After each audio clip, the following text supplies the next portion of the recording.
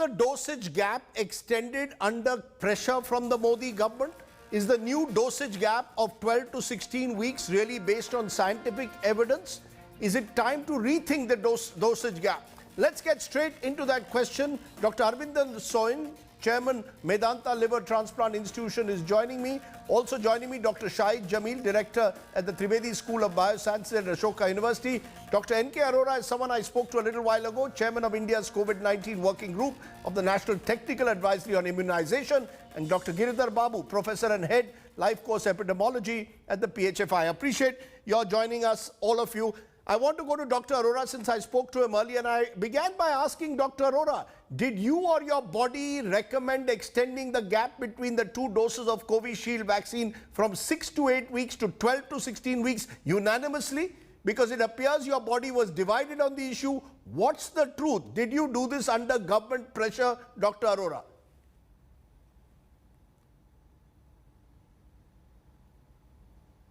So we are a group of technical people, and some of the best in the country as far as immunization and vaccination is concerned. There is always these technical issues are discussed, and finally we arrive at a decision. If somebody has any difficulty, they put in their dissent, and dissent is also documented in the minutes, and then it goes to the next level. I chair the National COVID-19 Working Group of ANTAGI. Once it is decided in our working group, it goes to ANTAGI, which is the main body, and they rediscuss and take a very considerate opinion, which is a larger group. And finally, NECVAC takes it up and makes it a policy. And at no point any dissent came for increasing this vaccine interval between two doses of the Covishield vaccine. No, let's get it clear, Dr. Arora. You are telling me that there was no division, but we've got on record a former director of the National Epidemiology, MD Gupta, saying that this decision was not unanimous, that 12 to 16 weeks is something the government decided. I'm asking you again, sir, was this a decision taken by the government of India to increase the Covishield vaccine gap, or taken by you and other scientists in that body? No, it was part of our ANTAGI minutes, which NECVAC finally endorsed. So I'm asking you this again because there's a lot of concern that the government increased the gap, Dr. Arora, because there was a scarcity of vaccines. It was not based on scientific data. That's what is the allegation being made. Do you want to clarify once and for all again? So, Rajdeep, I would like to give you some evidences which indicates the scientific basis of this decision. One, that there are other countries which are using 12 to 16 week interval, including Canada, Sri Lanka in our neighborhood, to say a few examples. Second, that the country today has crossed 26 crore mark, I think, and almost 75% of us who have received the vaccine, a single dose has been given. Third, that there are studies from North India, South India, and other parts which have shown that those who are partially immunized with Covishield or fully immunized, that means 2 doses, the vaccine effectiveness remains very similar between the two. So the PGI Chandigarh study, which came in first week of June, showed 75% vaccine efficacy, and that covered the period of Alpha variant, that is the UK variant. And the two, whether you were partially immunized or fully immunized, it was among health providers. The risk of hospitalization and death practically diminished, disappeared. The second study, which has come a couple of days ago from Vellore, South India, which covers the period of Delta variant. Again, it shows that if you are partially immunized, 61% vaccine efficacy. And if you have received both the doses or fully vaccinated, 65%. So repeated data is showing that in the short run, there is no difference. Right. Third, that there is scientific basis for adenovectored vaccines. The response in different settings is very context specific because of the circulating adenoviruses. And so, and the second scientific basis is that if quick doses are given, initially we had asked for a 4-week interval, later on extended to 6 to 8, and then 12 to 16 weeks. That there is scientific evidence that adenovector viruses vaccines is when they are given at quickly, the antibodies against adenovirus vector may decrease the efficacy. And in the original data of AstraZeneca, 4-week was 57%, 8-week was 60%, and 12 weeks was 63%. And more than 12 weeks, from 12 to 44 weeks, it was around 75, 76% vaccine efficacy. Right. The next is that primarily this vaccine was envisaged to be a single dose. There are other examples of similar platform-based vaccine, that is Johnson & Johnson, which is also a single dose vaccine. Sputnik, similar vaccine, and now they have come up with a single dose, which is a Sputnik Light, and they say it's about 80% effective. So there is plenty of evidence, and these are complex scientific issues. All of these have been taken into account. We are constantly monitoring, and as a result, to avoid any further difficulty, it's a dynamic process. We have Sir, I take it, sir, we are in the process. Sir, I take it is a dynamic process. But in the United Kingdom, they have now gone back to 8 to 12 weeks because of the spread of the deadly Delta variant. I ask you, therefore, is that a possibility in India? Are you going to recommend going back to 8 to 12 weeks instead of 12 to 16 weeks or not? So even when we were taking this decision, there was a lot of discussion whether we should stick on at 8 weeks at that time.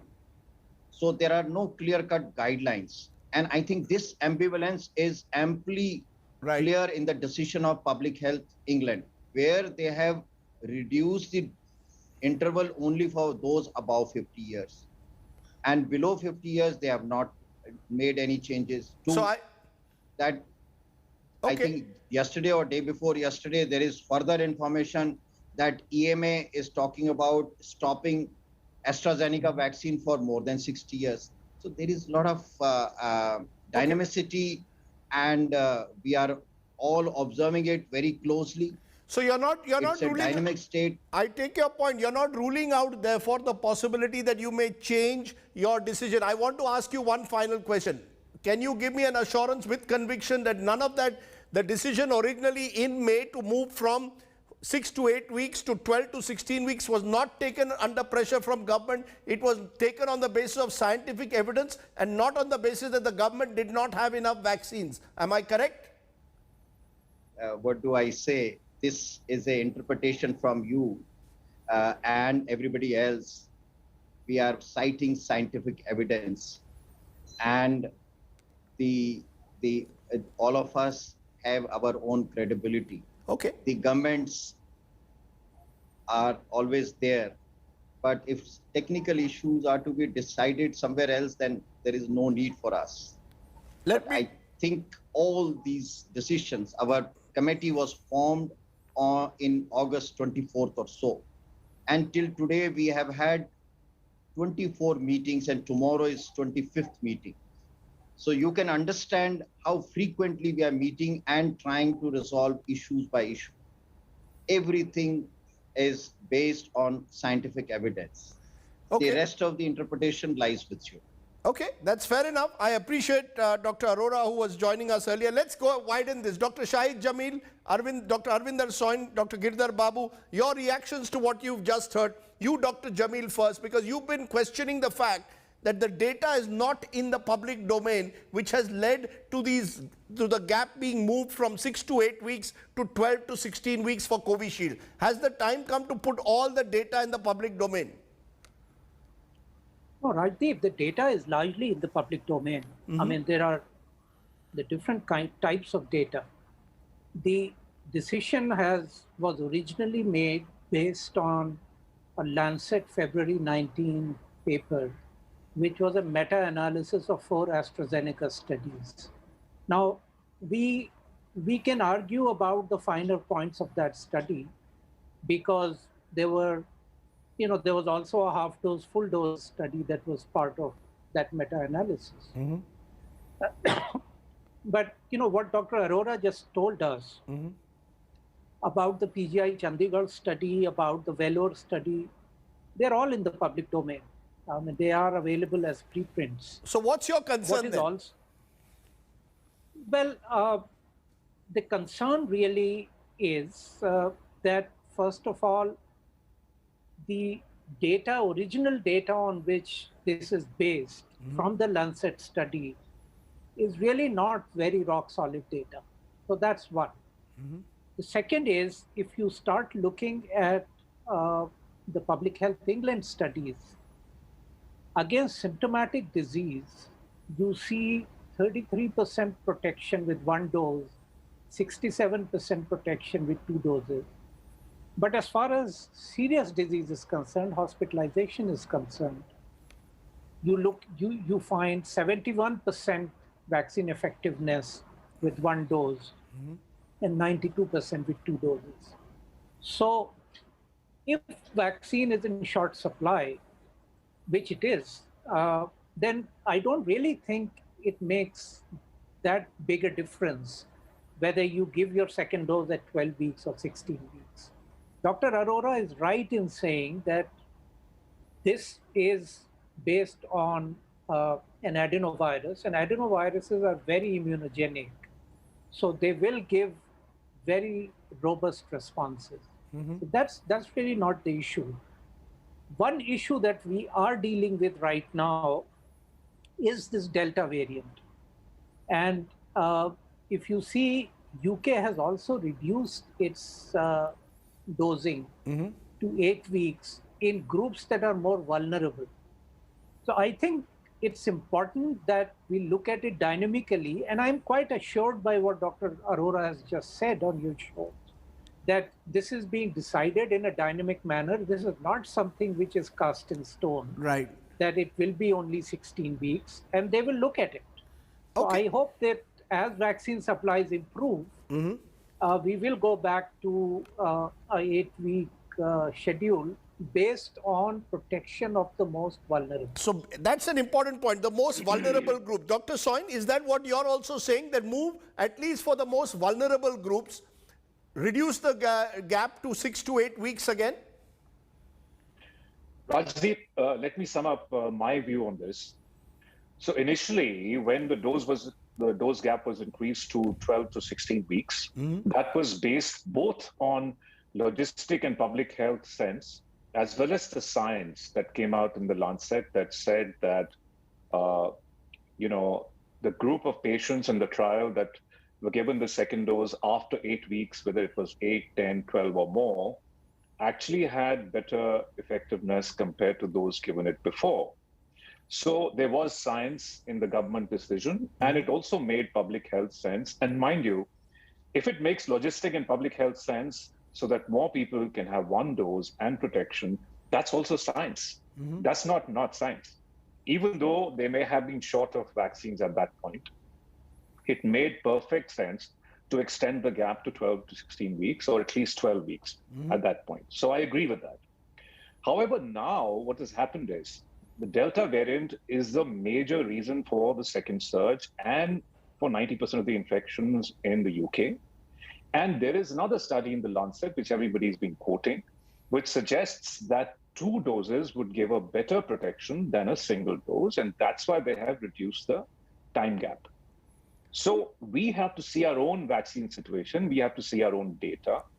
The data that has been purportedly coming from CMC and even Apollo or even at Medanta, we have data like that, has all been with a gap of 4 to 6 weeks. This is all data that happened to So, no, healthcare but should it workers be between only for the January- vulnerable groups? No, let's be clear. Are you saying 4 to 6 weeks for the vulnerable groups or for all? No. So, Rajiv, I'm just saying that the data that's available from India happened in Jan to April. We actually don't have real world data in India on a gap of 12 weeks and then whether they got Delta variant or not. So I think that yes, the vulnerable groups should be given it earlier, just like the UK has said, because basically we've been relying on UK data. We don't have our own data on 12 weeks plus Delta variant. Okay. Understood very, very clearly. Dr. Girdhar Babu, your view, has the time come to review and go back to 6 to 8 weeks or even possibly 4 to 6 weeks? Absolutely, Rajdeep. That this is the time now for reviewing the decision in terms of the interval between two doses. I would want to cite the published results from the US, which show 76% efficacy when the two doses were given 4 weeks apart. And this is a very large phase 3 study published from the US. After that, given the Delta variant, the results have shown that only 2 doses are the ones which will help against hospitalization, Rajdeep. Therefore, if we are serious about preventing hospitalization, reducing the deaths, there is no other alternative other than decreasing the interval between 4 to 6 weeks. So 4 to 6 weeks is what I would recommend for everybody. But if there are problems with supply constraints, then at least for the vulnerable definition, according to me, is not just the 45 years and above, but any person with comorbidity, irrespective of the age. And another factor, Dr. Jamil, very quickly on that, is the belief that because there could be a third wave in a couple of months from now, God forbid, therefore the faster we move on reviewing the gap, the better it is. Am I correct? That is correct. And the faster we vaccinate, the better it is. We can't predict when the third wave will happen or what will be the magnitude of the third wave. But we can certainly reduce the magnitude and delay the third wave with vaccination at scale now. This is something we missed in January and February to avoid the second wave. We must not repeat that same mistake again. I think those are very words of caution and wisdom that are being given by all of you. I hope someone out there in the government is listening. We have some hope that the decision now will be reviewed of the 12 to 16 week gap, and we could go back to 6 to 8 or 4 to 6 weeks. Thank you all very much for joining me here on the news today on that big question.